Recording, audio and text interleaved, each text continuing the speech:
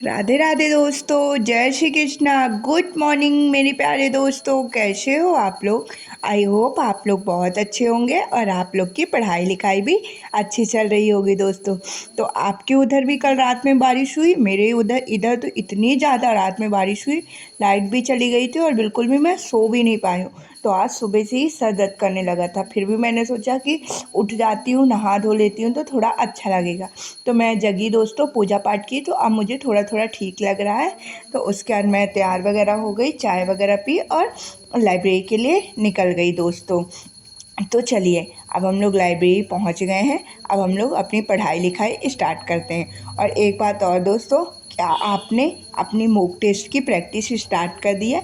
अगर नहीं की है तो स्टार्ट कर दीजिए। और अगर आपने अपनी मॉक टेस्ट की प्रैक्टिस स्टार्ट कर दी है तो आप लोग प्लीज़ कमेंट करके बताया करिए कि आपके कितने स्कोर आए हैं। जैसे जो मॉक मैं आप लोगों से शेयर करती हूँ, वही मॉक आप लोग भी दिया करिए और उसके नंबर मुझसे शेयर कीजिए दोस्तों।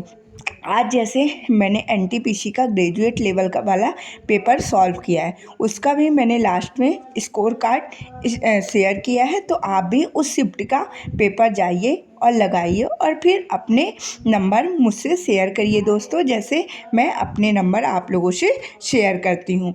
इससे क्या होगा कि हम लोगों में कनेक्शन बना रहेगा। जो चीज़ें मैं आपको बताऊँगी आप भी अच्छे से फॉलो कर पाएंगे दोस्तों। तो चलिए, अब हम लोग अपनी पढ़ाई स्टार्ट करते हैं। तो जैसे कि आप लोग को पता है कि इस टाइम पे मैं हिस्ट्री का रिवीजन कर रही हूँ दोस्तों।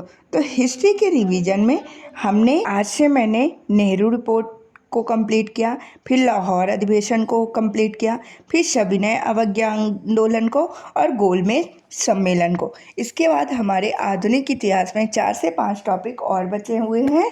वो टॉपिक हम कल परसों तक कंप्लीट हो कर लेंगे। फिर हम लोग का आधुनिक इतिहास भी कंप्लीट हो जाएगा। हम लोगों ने मध्यकालीन इतिहास कंप्लीट किया है और अब आधुनिक इतिहास भी कंप्लीट हो जाएगा। उसके बाद हम प्राचीन इतिहास को स्टार्ट करेंगे। जैसे जैसे जो जो टॉपिक मैं अपने कंप्लीट करती जाऊंगी दोस्तों, मैं आप लोगों से शेयर करती जाऊंगी। उसके बाद मैंने पॉलिटी को पढ़ना स्टार्ट कर दिया। पॉलिटी में मैंने आज सारे आर्टिकल को पूरा कंप्लीट कर लिया है दोस्तों। कल भाग 20 तक था। आज जितने भी मतलब जो भी एक्स्ट्रा चीज़ें बची थी उनको आर्टिकल्स मतलब पूरे मैंने कंप्लीट कर लिया है। अब कल से मैं संविधान संशोधन स्टार्ट करूँगी दोस्तों। जब मेरा संविधान संशोधन वाला पोर्शन हो जाएगा, फिर अनुसूचियाँ जैसे प्रस्तावना वगैरह, संविधान सभा, ये जो इनसे इम्पॉर्टेंट फैक्ट्स बनते हैं, इन सबको भी कंप्लीट करूँगी। जो जो चीज़ें मैं कंप्लीट करती जाऊँगी आप लोगों से भी शेयर करती जाऊँगी दोस्तों। उसके बाद लगभग इस हफ्ते मेरी पॉलिटी भी कंप्लीट हो जाएगी। फिर पॉलिटी के इस जगह पे मैं साइंस को स्टार्ट करूँगी। देखो, जैसे मैं हिस्ट्री को लेके चल रही हूँ, ठीक ना, पॉलिटी को लेके चल रही हूँ। शाम को मैंने स्टैटिक जीके भी पढ़ना स्टार्ट कर दिया है, ठीक। कंप्यूटर की क्लासेस भी मैंने स्टार्ट कर दी है। तो जीके जीएस में और करेंट अफेयर 5 सब्जेक्ट को मैं डेली के डेली लेके चल रही हूँ। जैसे जैसे मेरे एक एक सब्जेक्ट कंप्लीट हो जाएंगे तो वो मैं नेक्स्ट सब्जेक्ट उठाती जाऊँगी दोस्तों। और उसके बाद आज मैं आप लोग को कंप्यूटर के बारे में बताऊँगी कि कंप्यूटर आपको कहाँ से पढ़ना है और कैसे कैसे सारी चीज़ों को कंप्लीट करना है। तो सुनिए दोस्तों, कंप्यूटर के लिए आप लोग क्या करिए कि RWA की प्लेलिस्ट डली है दिल्ली पुलिस वाले, मतलब यूट्यूब में आप लोग सर्च करेंगे कि कंप्यूटर दिल्ली पुलिस RWA, तो पूरी प्लेलिस्ट आ जाएगी। उस प्लेलिस्ट से आप अपनी प्रॉपर नोट्स बना के चीज़ों को कंप्लीट कर लीजिए दोस्तों। आधी चीज़ें आप जब क्लासेस लेंगे ना तभी सर याद करवा देते हैं, बहुत अच्छे से सर पढ़ाते हैं। जैसे मैंने क्लासेस लिया तो मुझे चीज़ें समझ में आए, तो मुझे लगा मैं आप लोगों से भी शेयर कर दो दोस्तों। तो आप लोग वहाँ से थ्योरी पूरी कंप्लीट कर लीजिए। उसके बाद एक अपना प्रॉपर रिवीजन कर लीजिए, क्योंकि कंप्यूटर से रिलेटेड 4 से 5 क्वेश्चन हमारे पेपर में बनते हैं और 4 से 5 क्वेश्चन बहुत ज़्यादा होते हैं दोस्तों हमारे सिलेक्शन के लिए। इसीलिए कंप्यूटर वाला भी टॉपिक अच्छे से कंप्लीट कर लीजिए। जैसे अगर कंप्यूटर से क्वेश्चन 4 से 5 बन जाएंगे, हिस्ट्री से 4 से 5 क्वेश्चन बन जाएंगे और पॉलिटी से 4 से 5 क्वेश्चन, ये बेसिक बेसिक चीज़ों से अगर हम 20 क्वेश्चन भी बना ले जाते हैं तो फिर अगर 20 क्वेश्चन हम जीके जीएस में एकदम सही कर लेते हैं, 2-4 और क्वेश्चन कर लेंगे तो हम जीके जीएस पे भी अच्छे स्कोर कर पाएंगे दोस्तों। और मैथ रीजनिंग में तो हम लोग अच्छा स्कोर कर ही रहे हैं दोस्तों। आज मैंने जो टेस्ट दिया था ना, उसमें मेरा रीजनिंग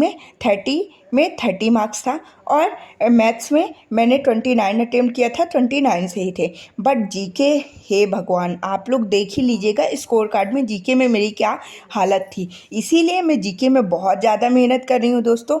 मैं लगभग 5 से 6 घंटे सिर्फ जीके को दे रही हूँ और मैं मतलब अपना 100% जीके के लिए दे रही हूँ। और मुझे उम्मीद है कि जैसे जिस हिसाब से मैं जीके पढ़ रही हूँ, अपना 100% दे रही हूँ, तो मुझे स्कोर भी आएंगे एग्ज़ाम में जीके में दोस्तों। इसीलिए अपनी कोशिश करते रहना है, कभी हमें हार नहीं माननी है दोस्तों। कि ये नहीं सोचना है कि अरे हम इतना पढ़ रहे हैं लेकिन हमसे बन नहीं रहा है।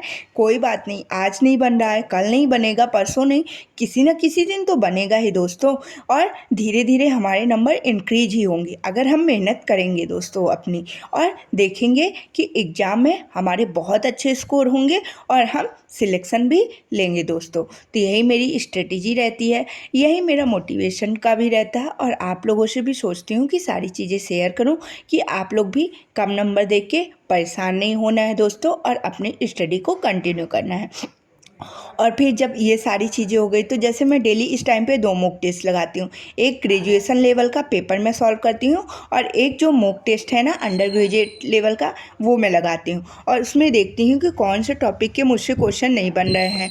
वो चाहे जीके जीएस हो गया, चाहे मैथ हो गया, रीजनिंग हो गया। और जिस भी टॉपिक के क्वेश्चन नहीं बनते हैं उस टॉपिक को निकालती हूँ, उसका प्रॉपर रिवीजन करती हूँ। आप लोग भी ये स्ट्रेटजी अपना सकते हैं दोस्तों। आप देखेंगे कि इस स्ट्रेटजी से आपको बहुत ज़्यादा फ़ायदा देखने को मिलेगा।